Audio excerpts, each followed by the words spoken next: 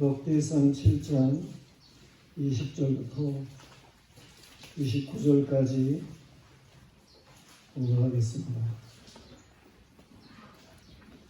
에브라임의 아들 스델라요, 그의 아들은 베레시요, 그의 아들은 다하시요, 그의 아들은 엘라다요, 그의 아들은 다하시요, 그의 아들은 사바시요, 그의 아들은 스델라니, 그가 또 에셀과 엘라스를 낳았으나 그들이 가드 원주민에게 죽임을 당하였으니 이는 그들이 내려가서 가드 사람의 짐승을 빼앗고자 했습니다.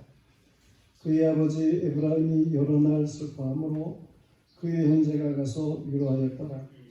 그리고 에브라임이 그의 아내와 동침함에 임신하여 아들을 낳으니 그 집이 재앙을 받았으므로 그의 이름을 부리아라 하였더라.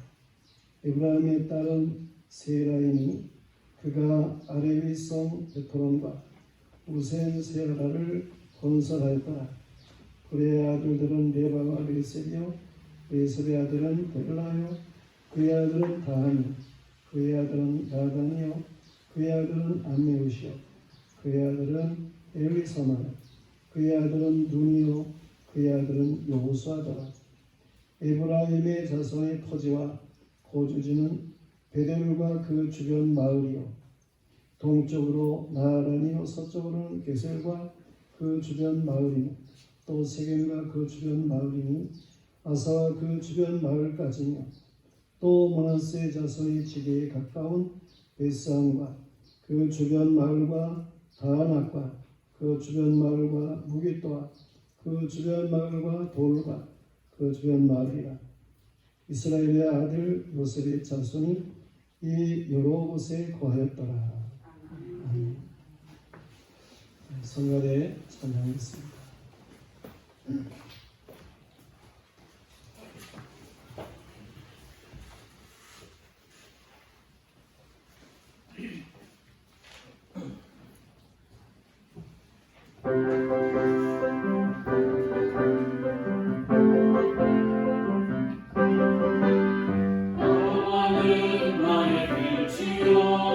여호와는 나의 구원자,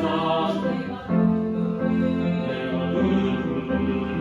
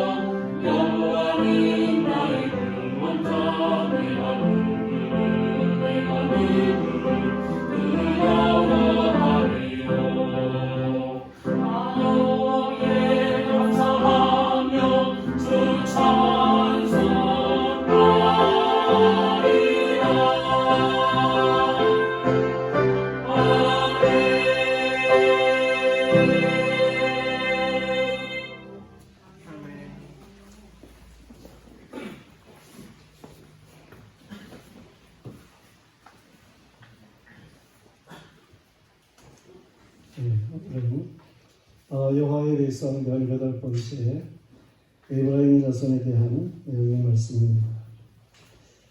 이 에브라임은 야곱의 아내인 라헬이 낳은 요셉이 있는데 그 요셉의 두 번째 아들이 에브라임이죠. 요셉 그를 먼저 우리가 생각하면 그는 형제들의 시기를 받아가지고 노예로서 애굽에 팔려가게 되었는데 그는 노예로 팔려가는 가운데서도 여호와 하나님과 형통한 사람이었어요. 다시 말해서 하나님만 바라는, 하나님께 전적으로 의지하는 이러한 믿음의 사람이었어요. 그러므로 여호와께서 섭리하셔서 이 요셉이 애굽에 들어간 지 한 13년 정도 된 그러한 때에 애굽의 국무총리가 됩니다. 30세의 나이 애굽의 국무총리가 되는 거예요. 얼마나 하나님께서 강권적으로 역사하셨는지를 잘 알 수가 있는 것이죠. 그래서 이 요셉의 아버지 야곱 그는 전 가족을 이끌고 그 기근이 때에 하나님 앞에 기도하면서 기도했고 또 그리고 애굽으로 내려가게 됩니다. 요셉의 고행하는 그러한 가운데에 그 가족들이 애굽에서 잘 지내게 되는 일들이 있게 되는 거죠. 그런데 이 야곱이 애굽에 있으면서 그 자녀들을 12아들을 축복하는 그러한 일이 있을 때에 성경에서는 이제 이 이스라엘인 야곱이가 자기 12아들을 축복하게 될 때에 이 요셉의 아들을 말해요. 요셉의 두 아들 에브라임과 므낫세와 에브라임이 있는데 이들을 각각 이스라엘의 한 지파씩이 되게 하는 일이 있어요. 아니 본래가 12인데 요셉을 둘로 해서 나누면 그럼 13이 되지 않겠어요? 그러니까 하나님께서는 그 12 중에 레위 지파를 뽑아서 그 레위가 연합이라는 뜻인데 레위 지파는 이스라엘 전체를 하나 되게 하는 이러한 사명을 이제 하게 하고 그러면서 요셉의 아들을 각각 한 지파씩 되게 12지파가 되게 하는 일이 있어요.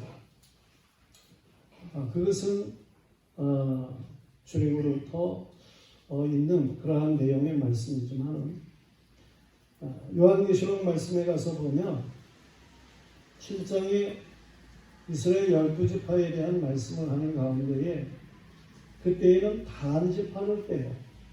단지파는 아주 좋지 않은 지파예요.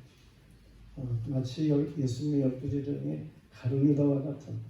그래서 이 단지파를 빼고 레위 지파를 다시 이제 12에 넣고 그리고 요셉의 그 두 아들을 각각 한 지파씩 해서 단지파가 빠지니까 요셉을 둘로 나눠도 여전히 12이죠. 그렇게 하나님의 선택의 숫자에 12를 맞추는 일이 있음을 보게 되는 것입니다. 이렇게 요셉의 자손들은 두 지파를 이루게 되었다. 그런 말씀이에요. 근데 그 축복을 할 때 야곱이가 이 요셉의 두 아들을 축복을 하게 되는 일이 있을 때에 그때에 요셉은 큰아들 되는 므낫세를 야곱의 오른손 있는 쪽 또 작은 아들 에브라임을 이 야곱의 왼손 있는 쪽으로 그렇게 보내요. 야곱이가 눈이 어두워가지고 이제 못 보는 그러한 때인데 그때 그 요셉의 아들들을 축복하면서 손을 얻어맡겨서 축복을 해요. 야곱의 오른손이 에브라임 머리에 이 야곱의 왼손이 므낫세의 머리에 그렇게 얹어지는 축복을 하게 되죠. 오른손이 얹어진다고 하는 것은 이건 보다 나은 그러한 복된 역사를 말씀하는 거예요. 그래서 에브라임을 높였다. 그런 말씀이죠. 그러한 것이 그 후에도 계속해서 역력하게 나타나는 일들이 있게 됩니다. 여호와께서 모세를 통해서 이 이스라엘의 12지파를 축복하는 가운데 특별히 이제 요셉 지파를 축복하는 그러한 일들이 있을 때에 어떻게 예언의 말씀을 주고 있습니까?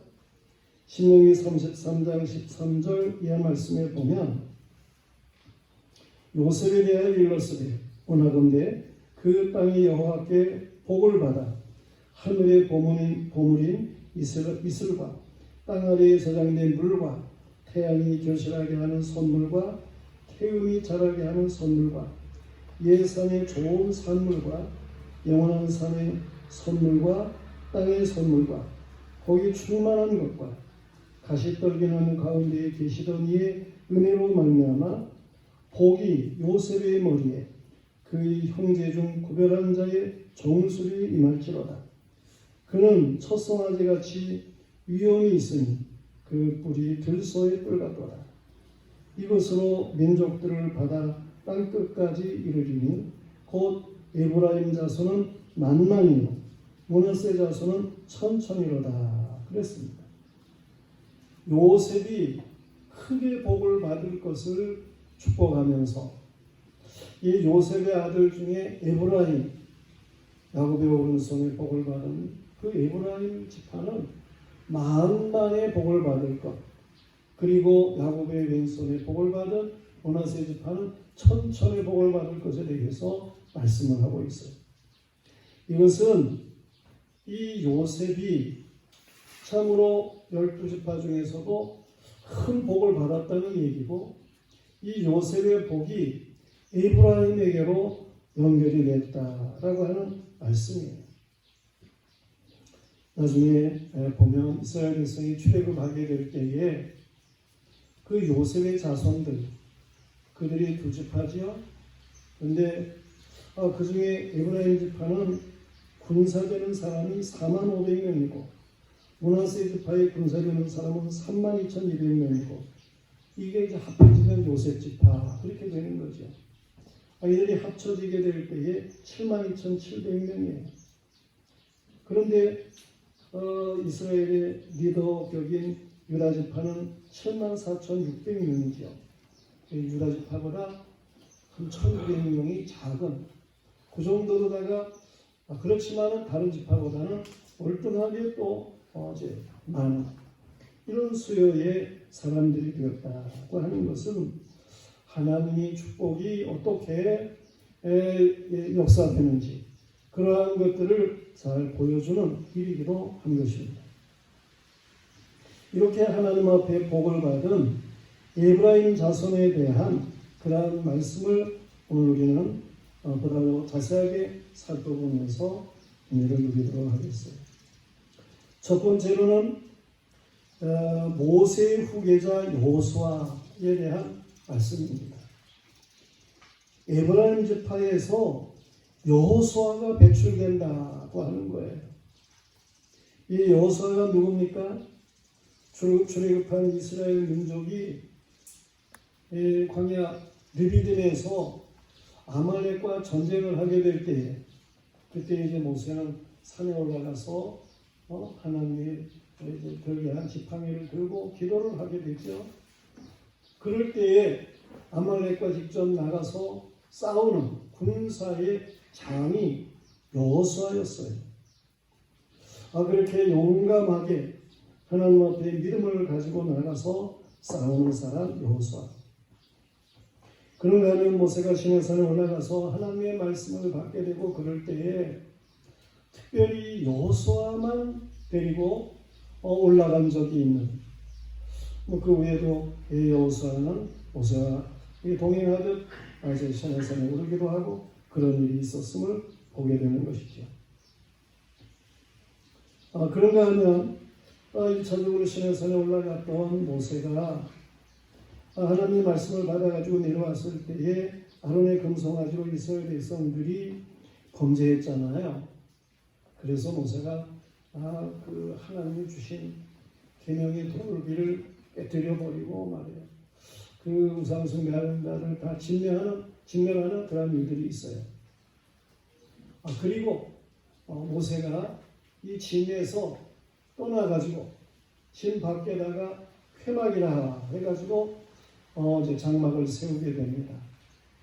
그리고 모세가 그곳으로 가서 거기서 하나님의 말씀을 듣게 되는데 그 회막에 여호와의 영광이 나타나게 되고 회막문에 여호와께서 서셔서 이 모세와 말씀하신 그러한 일이 있습니다. 근데 모세는 하나님 앞에 말씀을 듣고 그리고는 다시 자신의 장막으로 돌아오는 그러한 일이었지만은 이 여호수아는 모세와 함께 있기도 했지만 모세가 돌아가도 청년 여호수아는 여전히 그 회막에 남아 있어서 회막을 지켰다. 그러한 말씀을 또한 이제 민수기서 말씀에서 보여주고 있습니다. 출애굽기 33장 11절이죠. 거기서 보여주고 있어요. 그런가 하면 이 여호수아는 이렇게 모세를 수종드는 충성스러운 믿음의 사람이었는데 후일에 그 이스라엘 백성들이 이제 가나안 땅을 정탐해야 되겠다고 하는 것을 요구하고 또 모세도 그런 생각을 갖고 12명의 정탐꾼을 12지파에서 대표로 뽑지요. 그리고 12명을 정탐꾼으로 보낼 때에 에브라임 지파에서는 이 여호수아가 뽑힌 거죠. 근데 그때 본래의 이름은 호세아였어요. 호세아라고 하는 이름은 구출이라고 하는 그런 뜻이죠. 구출. 그런데 이 모세가 이 호세아의 이름을 여호수아로 바꾸어줘요. 여호수아라고 하는 말은 여호와는 그의 구원이시다. 그런 뜻이에요. 이처럼 호세아 그를 갖다가 여호와의 구원을 의지하게 하는 이러한 일이 있음을 보게 되는 것입니다. 그래서 12명의 정탐꾼이 가나안 땅을 가서 둘러보고 돌아가서 보고를 하게 되는 일이 있게 됩니다. 그런데 보고를 할 때 10명의 사람들 이들은 육신의 눈으로 본 대로 보고를 하는 일들이 있게 돼요. 저들의 보고를 보면 가나안 사람들은 거인입니다. 그리고 그 땅은 거민을 삼키는 곳입니다. 저들이 보기에 우리는 아마 메뚜기와 같이 보였을 것입니다. 그렇게 이제 보고를 하게 되는 거예요. 그러니 12명 중에 10명이 그렇게 보고를 하니까 이스라엘 백성들이 얼마나 참 낙심이 되었겠어요. 얼마나 이들이 실망을 하게 되는 그러한 일이 있었겠어요. 그런데 이때에 이 여호수아 그리고 같은 믿음의 동지인 갈렙을 유다지파죠. 이러한 이 여호수아 갈렙이 믿음으로 이스라엘 백성 앞에 보고하는 일이 있게 됩니다. 그 사람은 뭐라고 얘기합니까? 그 땅은 젖과 꿀이 흐르는 땅입니다. 여호와께서 함께 하시면 저들은 우리의 밥입니다. 그렇게 보고를 하는 거예요. 이 두 사람의 보고를 들은 이스라엘 백성들 10명이 말을 하는데 2명 말하는 것을 무시하고 말해요. 이 돌을 들어서 여호수아와 갈렙을 죽이려고 합니다. 그때 이제 하나님이 동시에 나타나셔가지고 이스라엘 백성에게 말씀을 하시는 거죠. 그리고 그 10명 저들에게 하나님이 진노하셔서 그 자리에서 저들이 이제 다 죽임을 당하게 되는 일들이 있게 되고 이들이 40일 동안 가나안 땅을 정탐을 했는데 하루를 1년으로 그래서 40년 동안 광야에서 이스라엘 백성은 배회하게 하는 이러한 일이 있어요. 애굽에서 나올 때 20세 이상이었던 사람들 그들이 광야에서 다 죽을 때까지 그렇게 하나님께서는 믿음 없는 자들을 광야에서 방황하게 했던 그러한 일이 있음을 보게 됩니다.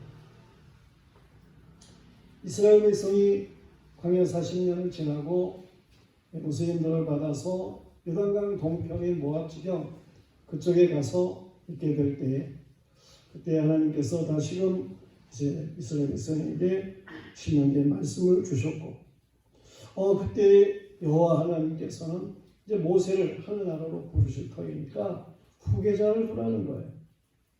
그때의 후계자가 누굽니까? 바로 여호수아가 모세의 후계자가 되어가지고 이스라엘 백성을 지도하도록 그렇게 하셨어요.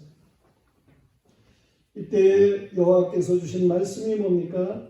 여호수아서 1장 5절 이하에 보면 내 평생에 너를 능히 대적할 자가 없으리니 내가 모세와 함께 있었던 것 같이 너와 함께 있을 것입니다. 내가 너를 떠나지 아니하며 버리지 아니하리니 강하고 담대하라. 너는 내가 그들의 조상에게 맹세하여 그들에게 주리라 한 땅을 이 백성에게 차지하게 하리라. 오직 강하고 극히 담대하여 나의 종 모세가 내게 명령한 그 율법을 다 지켜 행하고 우로나 좌로나 치우치지 말라. 그리하면 어디로 가든지 형통하리니 이 율법책을 내 입에서 떠나지 말게 하며 주야로 그것을 묵상하여 그 안에 기록된 대로 다 지켜 행하라. 그리하면 내 길이 평탄하게 될 것이며 내가 형통하리라. 내가 네게 명령한 것이 아니냐. 강하고 담대하라. 두려워하지 말며 놀라지 말라. 네가 어디로 가든지 내 하나님 여호와가 너와 함께 하시느니라. 하나님께서 이렇게 여호수아를 축복하시며 모세의 뒤를 이어 이스라엘 백성을 이끌게 하는 거예요. 그래서 여호수아가 하나님이 열리게 하시는 요단강 그 육지 같은 길을 통과해서 가나안 땅에 들어가게 되는 이스라엘 백성을 이끌고 이런 놀라운 역사가 있게 되는 것이죠. 성도들이요, 이 에브라임 지파가 장자의 축복을 받았는데요, 여호수아 그를 통해서 우리가 이러한 모든 것들을 볼 수 있다, 그런 말씀이죠. 중요한 것은 우리도 이 요셉과 같이 하나님 앞에 이런 장자의 복을 받는 그런 사람들이어야 하는 거예요. 사실 예수 믿는 사람들을 일반적인 은총도 누리고 또 하나님 특별한 은총도 누린다 해서 장자의 복, 두 몫의 복을 받는다, 그렇게 말하게 되는 것입니다. 우리는 말로만 장자의 복 그럴 것이 아니라 정말 요셉과 같이 형통해서 요셉이 두 몫의 복을 누리게 되는 것과 같이 이런 복스러운 역사를 누릴 수 있는 성도가 되어야 되는 거예요. 또한 장자의 복이 여호수아와 같은 그런 믿음으로 흐르는 것을 보면서 우리도 여호수아와 같은 그런 믿음으로 하나님 앞에 살아갈 수 있는 사람들이 되어야 하는 것입니다. 우리 모든 성도들이 하나같이 이 에브라임 지파 장자의 복을 주신 이 하나님의 복된 역사가 성도들에게 넘치게 되기를 축원합니다. 장자의 복을 받아야 됩니다. 여호수아와 같은 복을 받는 이러한 사람들이 되어야 하는 것입니다. 그런가 하면 이 에브라임 지파를 살펴보면 두 번째로 베델 지역을 기업으로 얻어요. 에브라임 지파가 얻은 기업이 예루살렘 그 위편 쪽으로, 일반적으로 사마리아라고 말해지는 지역을 기업으로 얻게 되는 것입니다. 그것은 가나안 땅 중에서도 중심이 되는 그러한 지역이에요. 그것이 또한 어떤 것입니까? 예전에 야곱이 하나님의 축복을 사모해서 그걸 에서가 받을 복을 야곱 자신이 받고, 그리고 형 에서가 죽이려고 하니까 이제 삼촌 집으로 도망을 가게 되는 거 아니에요? 그랬을 때에 저 루스라고 하는 곳에서 저녁이 되어가지고 잠을 자게 되는 거예요. 루스라는 말은 자작나무 숲이라는 말인데, 그곳에서 이 야곱이가 말이에요, 돌을 베게 하고 잠을 자게 됩니다. 그럴 때에 꿈에 하나님께서 이 야곱에게 역사하신 거죠. 꿈에 보니까 하늘에 닿고 땅에 닿은 사닥다리가 보였습니다. 그리고 또 본즉 그 사닥다리 위에를 하나님의 사자가 오르락 내리락 하는 거예요. 또 본즉 그 하늘 사닥다리 끝에 하늘에서 여호와 하나님께서 계시며 말씀을 하시는 거예요. 여호와께서 뭐라고 말씀하십니까? 나는 여호와는 너희 조부 아브라함의 하나님이요 이삭의 하나님이라. 네가 누워있는 땅을 내가 너와 네 자손에게 주리니 네 자손이 땅의 티끌같이 되어 네가 동서남북으로 퍼져나갈 것이며 땅의 모든 족속에 너와 네 자손으로 말미암아 복을 받으리라.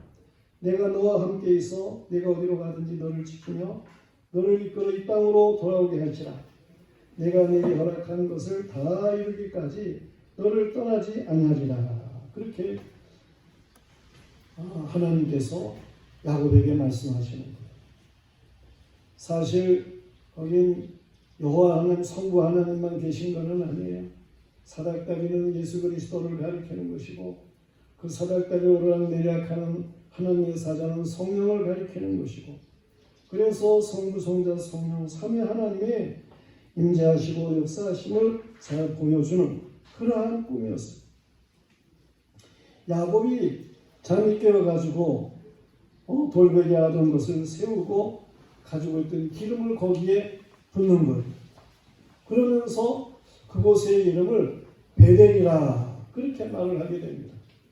베델이라고 하는 말이 뭐예요? 이것은 베이트엘 하는 말입니다. 베이트엘 집이라는 말이고 엘은 하나님이라는 말이에요. 하나님의 집이라 그런 말. 그리고 거기서 야곱이 세 가지의 소원을 합니다. 하나님께서 말씀하신 대로 저희가 가는 길에 함께 하셔가지고 저를 도우셔서 참으로 제가 하나님이 말씀하신 대로 복을 누리게 되고 그럴진데 제가 이 하나님만 섬기겠습니다. 그런 소원을 하나님만 섬기겠습니다. 그리고 이 돌 위에 기름을 부은 이곳 여기가 하나님의 집이 되게 하겠습니다. 그런가 하면 하나님이 저에게 주시는 모든 것에 11조를 하나님 앞에 드리겠습니다. 이렇게 세 가지의 서원을 하게 되는 거예요. 그런데 정말 하나님께서 야곱에게 함께 하시죠. 그 외삼촌이 참으로 인색한 사람이에요.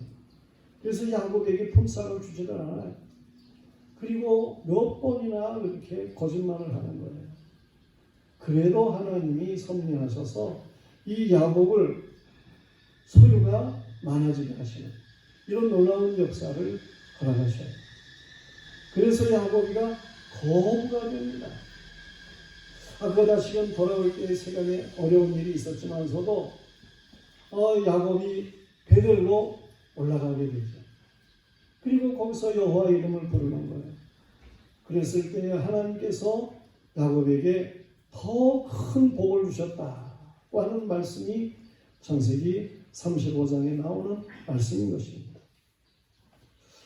이렇게 하나님께서 야곱을 복되게 하신 장소, 이 베델, 그곳이 나중에 에브라임 지파에게 기업으로 주어지는 거예요.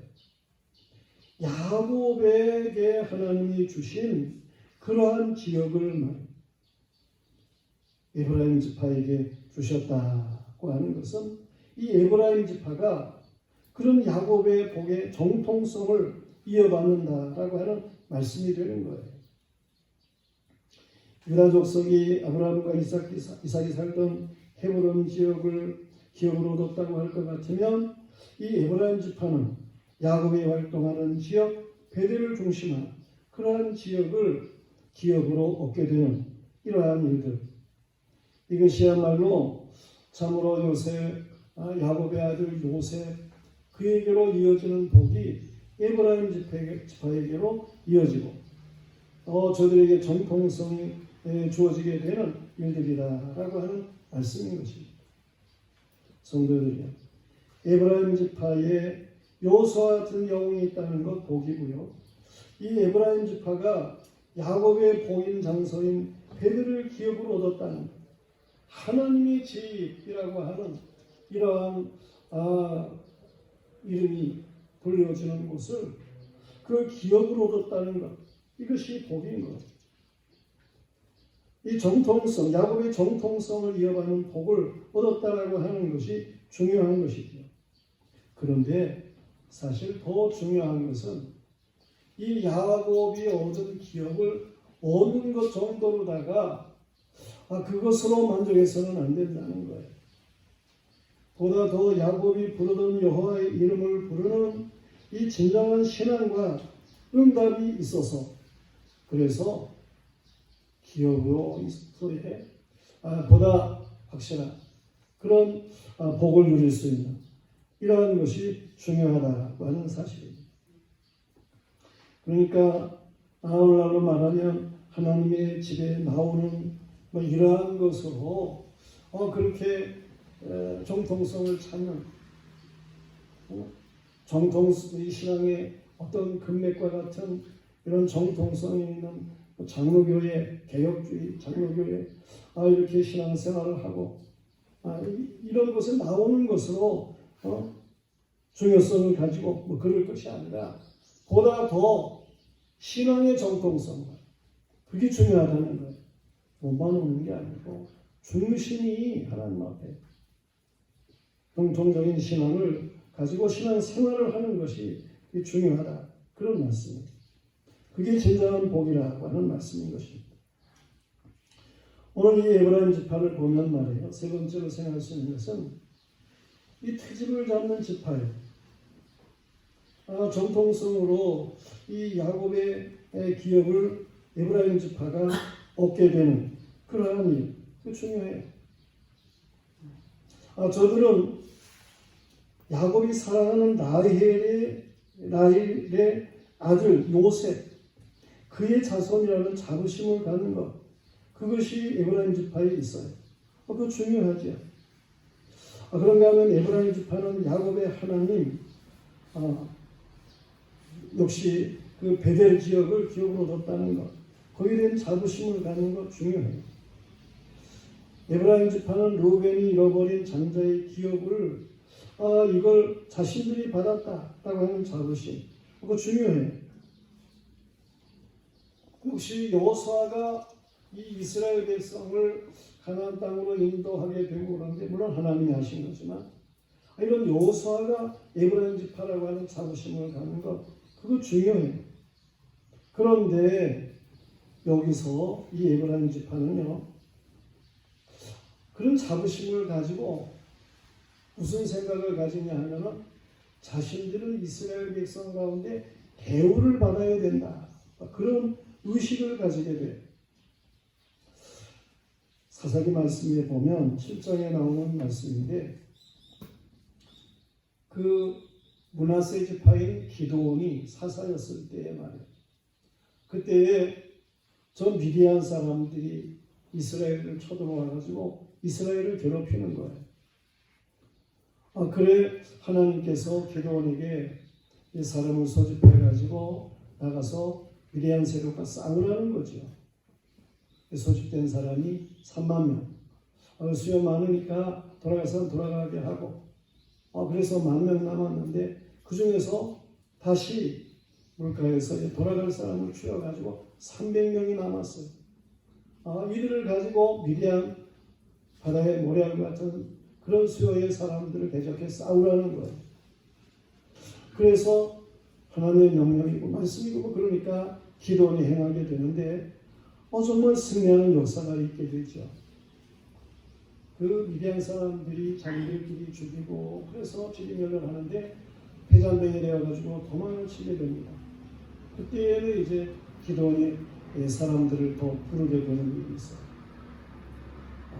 그랬을 때 에브라임 지파가 나와가지고 그 패잔병을 진멸하는 그런 가운데에 이 미디안 세력에 속하는 오렙이라고 하는 방백, 셉이라고 하는 방백, 이들을 에브라임 지파에서 이제 멸했어.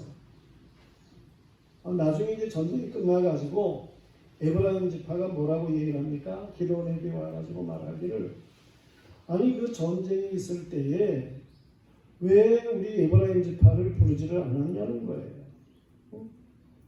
그러면서 이제 이 기드온을 막 나무라는 그런 일이 있습니다. 그때 이제 기드온은 겸손하게 말을 해요. 이제 내가 한 일이 너희가 한 것에 비교가 되겠느냐? 에브라임의 끝물 포도가 아비에셀의 만물 포도보다 낫지 아니하냐? 하나님이 미디안의 방백 오렉과 셉을 너희 손에 넘겨주셨으니 내가 한 일이 어찌 능히 너희가 한 것에 비교가 되겠느냐?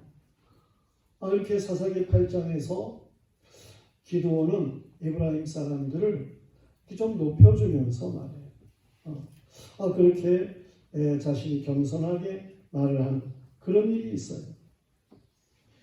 그런 일이 끝나고 났는데 그 나중에 또 이제 에브라임 사람들이 그렇게 교만하게 행하는 그런 일이 있어요. 그때 이제 입다 시대인데요. 입다 사사. 역시 하나님 앞에 이스라엘 백성이 못되게 죄악을 범하니까 저 암몬 사람들을 불러가지고 이스라엘을 괴롭히는 일이 있게 하는 거예요. 그래가지고 암몬 족속이 7년 동안이나 이스라엘을 어렵게 만들어요.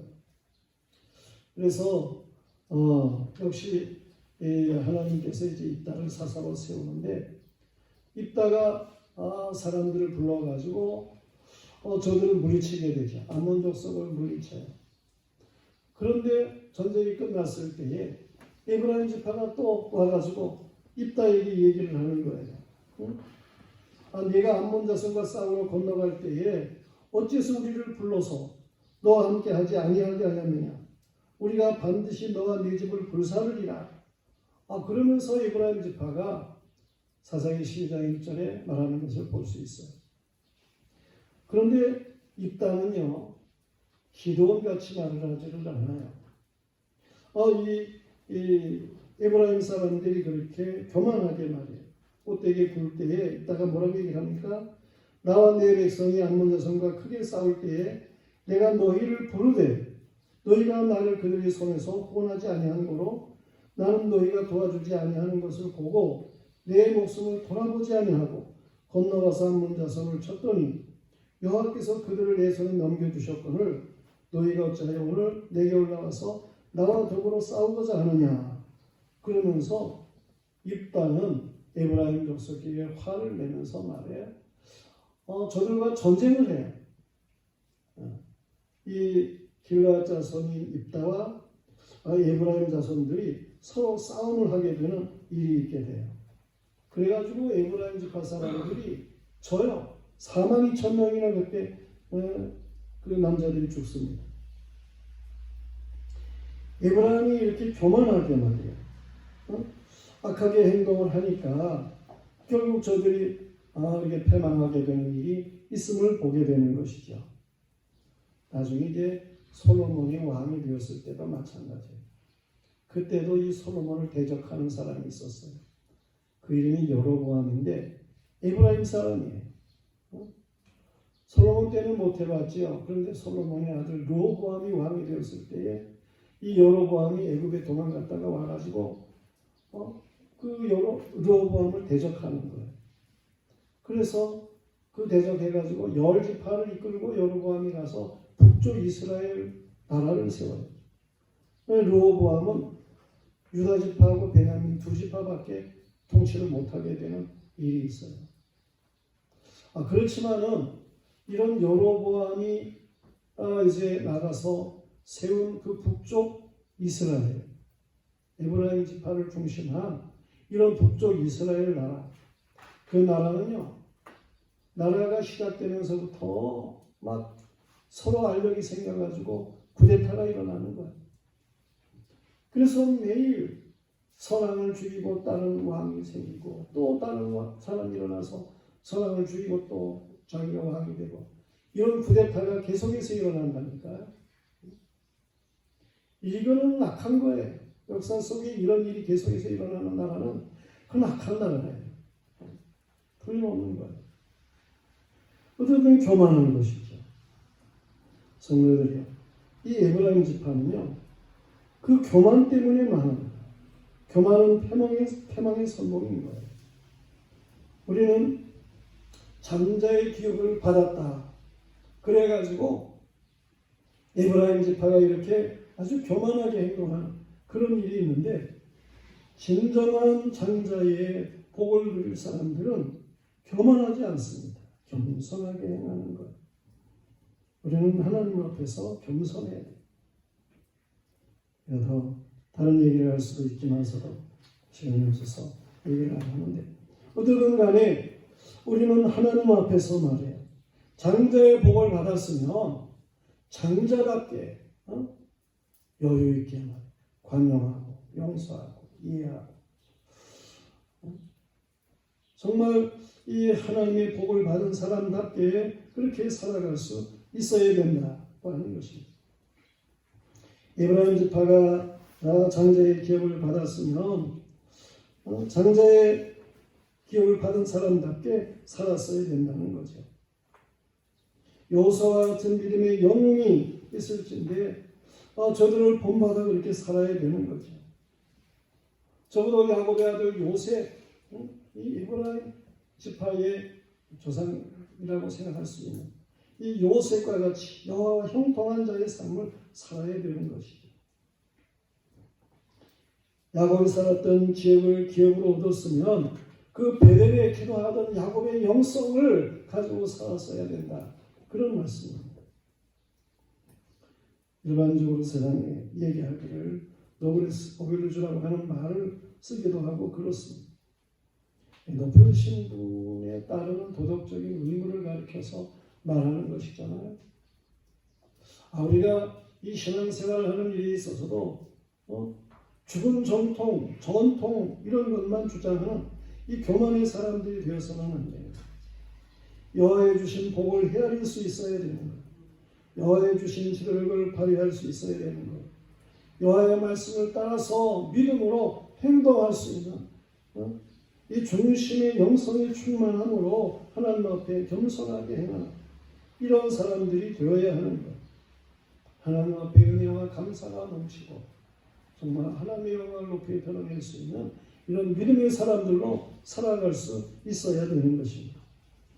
영광의 모든 성도들이 참으로 장자의 기업을 받은 사람답게 하나님 앞에 복 있게 살아갈 수 있는 주님 오실 때까지는 물론이고 영원한 하나님의 나라의 기업을 풍성하게 누릴 수 있는 복스러운 성도들이기를 주님의 이름으로 축원합니다. 기도하겠습니다. 하나님 아버지, 하나님께서 우리를 이처럼 사랑하시는 것을 감사합니다. 아버지, 어려운 때일수록 더욱더 우리가 알곡되어서 참으로 하나님 앞에 온전한 믿음의 삶을 감당할 수 있는 그런 복스러운 사람들이 하여 주시옵소서. 조금 시험이 온다고 해이해지고 떨어지고 낙망하고 이런 어리석은 사람들이 되지 않게 해주시고 그 말로만 신앙 그러면서 정말 어리석게 행동하는 이러한 모습의 사람들이어서는 안 되겠습니다. 예배의 성공자가 되게 하여 주시옵시고 하나님을 영화롭게 할 수 있는 무슨 믿음의 사람들에게 하여 주시옵소서. 이 모두를 사랑하시는 하나님 감사하고 예수 그리스도 이름 받들어 기도드리옵나이다.